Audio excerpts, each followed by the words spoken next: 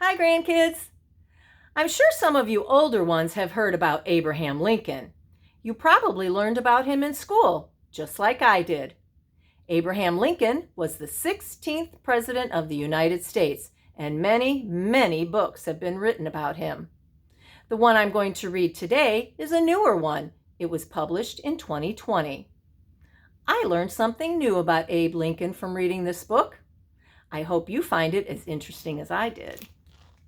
Honey, the dog who saved Abe Lincoln.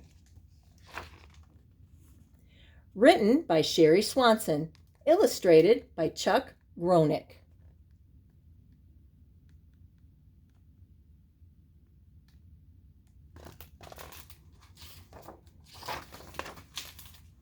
Young Abraham Lincoln was kneeling deep in the woods when 3 shrill blasts of a whistle cut through the quiet. His corn was ready at the mill, and he was late. Watching a frog limp away into the brush, Abe smiled.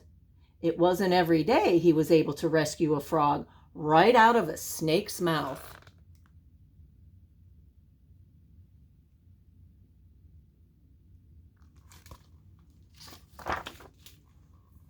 Abe hurried back to where Mr. John Hudgen, the miller, was waiting. "Now, Abe, what took you so long this time?" Mr. John asked. "I just can't move along fast like some boys, Mr. John, because I see so many little foolish things that make me stop. I can't help it to save my life." Mr. John patted the boy's head and handed him a sack of ground corn.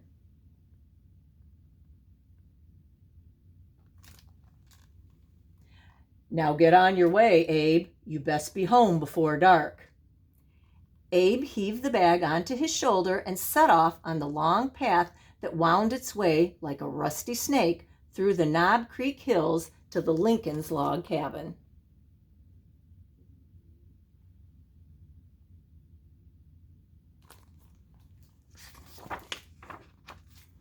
Abe had only a mile or so left to go when something caught his attention.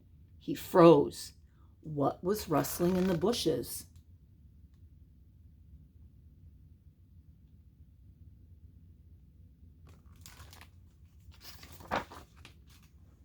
Beneath some brambles at the base of a cliff, Abe found a dog whimpering softly. The dog's front leg was broken. "Did you fall, boy?" Abe asked. The dog looked up into Abe's eyes, wagging his tail.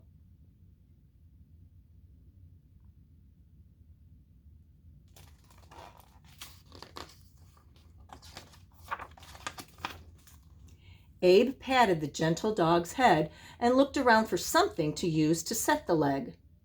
He was only 7 years old, but Abe had spent his whole life on a Kentucky farm and knew how to tend to animals.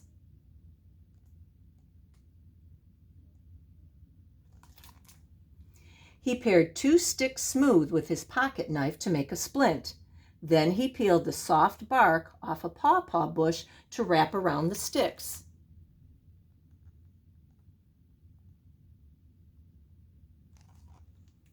Finally, he tied it all around the dog's leg with some rawhide from his belt.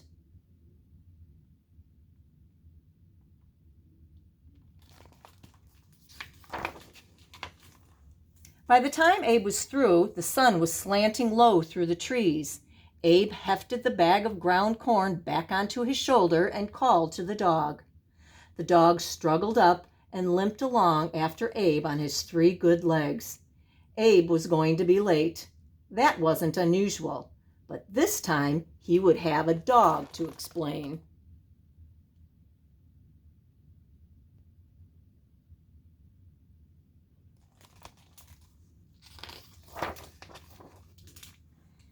Abe's father was asleep by the fire when Abe got home, but his mother was waiting up. "Oh, Abraham, where have you been off to this time? Didn't you know I would be worried?" "I found a real honey of a dog. His leg is broken," Abe whispered. "Please let me keep him." Abe looked up at his mother. "He'll do lots of good things for me," he told her. "You just watch and see."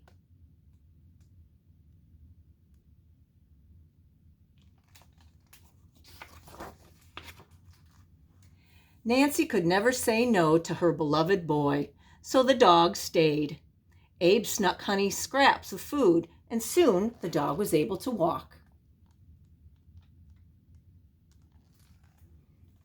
Honey's leg looked like a curve in the road, but that didn't stop him from trotting along after Abe on their adventures.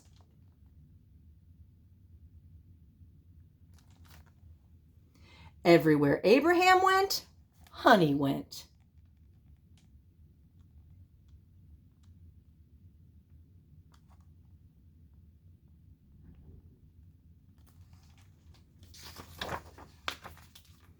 One day, Abe showed up late to drop off his grain at the mill. Mr. John shook his head. "Why do you fool your time away?" he asked Abe.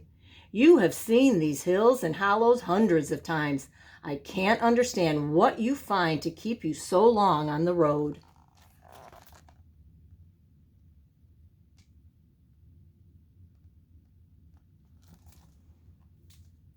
"Well, Mr. John," Abe answered, "Honey got a possum in a hollow stump, and I couldn't get him to leave it. And I couldn't leave Honey."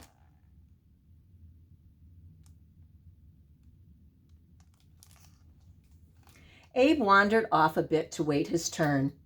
He took out a soapstone pencil to practice writing his letters on a bit of bark. But soon the woods were calling, and Abe got the itch to answer. Before long, he and Honey found themselves at the mouth of a cave. Deep, twisting caverns traveled for hundreds of miles under Kentucky. A boy and his dog could get lost in caverns like these, and, sure enough, disaster struck. Abe got jammed between two boulders and couldn't move.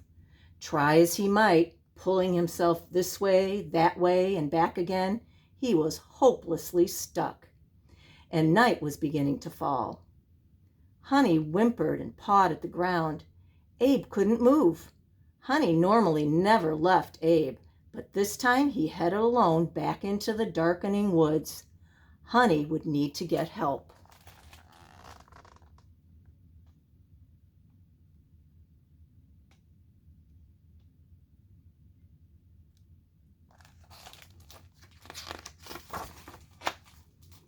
Back at the mill, the entire town had gathered in the night to search for Abe.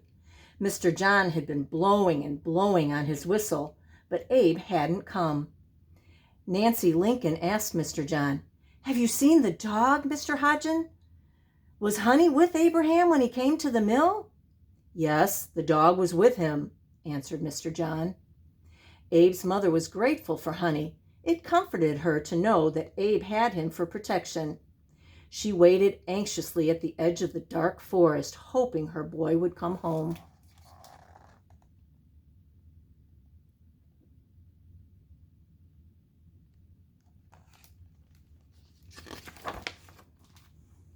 Then she heard something rustling in the bushes.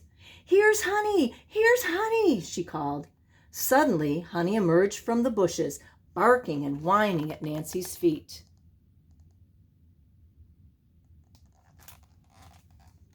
The dog looked up into the faces of one after another until he got to Mr. John. Then Honey jumped up on Mr. John and barked in his face. "Grab your torches," called Mr. John. "We'll follow where the dog leads."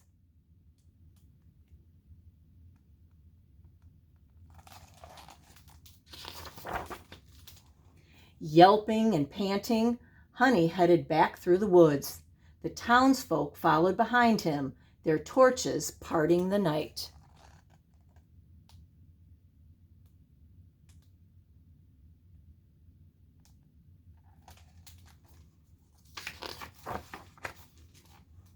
When they got to the cave entrance, Honey stopped.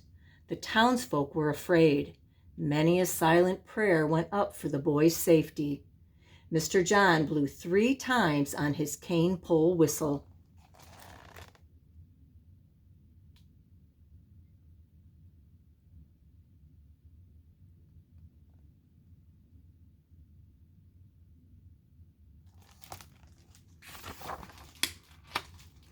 "Here I am," called Abe, his voice echoing from deep within the cavern.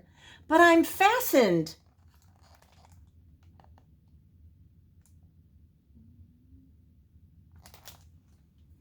Mr. John carefully made his way into the damp, narrow tunnel. He found Abraham tightly wedged, but had no room to swing a sledge to break the rocks.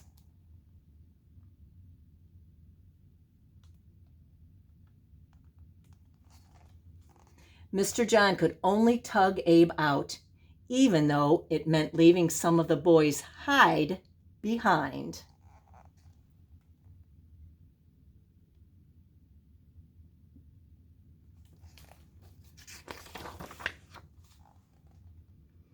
Once Abe was back up into the night air, Nancy rushed to hold her son and his precious dog. Abraham was surprised at the crowd. He smiled at his mother. "I knew Honey would do great things for me," he said. "Now he has paid me back for mending his broken leg."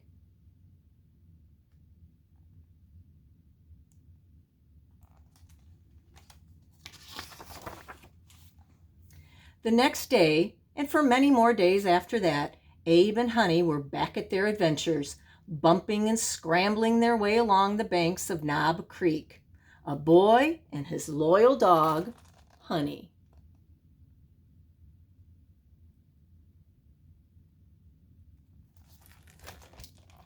Honey certainly did save Abe. I want to show you what's in the back of the book. This is called a timeline. It's a timeline of Abraham Lincoln and his animal encounters. I won't read it all, but it goes from the Kentucky years, 1809 to 1816, and shows what he did with animals there. And then to the Indiana years,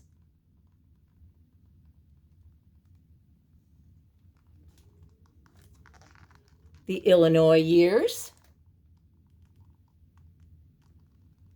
and the Washington, D.C. years. That shows all the things that he did and when with the animals. Also in the back of this book is an author's note. Now, if you remember, I've told you before that an author's note is just some extra information that the author gives you about the story or the book that they've written. I just want to read the beginning part of this to you. Author's note. Before he was President of the United States, Abraham Lincoln was a young boy running barefoot through the hills and hollows of Knob Creek, Kentucky. He was born during a fierce winter storm on February 12, 1809, and spent the first years of his life in a one-room log cabin with just one tiny window peeking out onto the wild, untamed world. The events of this story are true as remembered by Abe's childhood best friend, Austin Gallagher.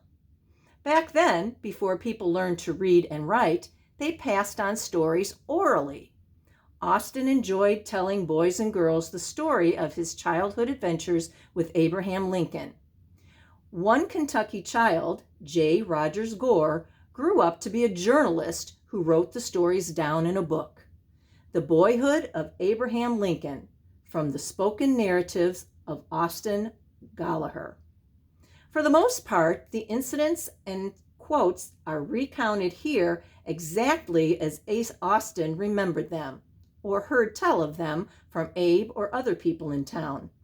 Austin told Mr. Gore these stories many decades after they happened, so they might not have been relayed perfectly, but undoubtedly the essence of Abe's friendship with Honey is true. Like I said, hope you enjoyed that story of Abe and his dog Honey. I did, and I love you guys. Bye.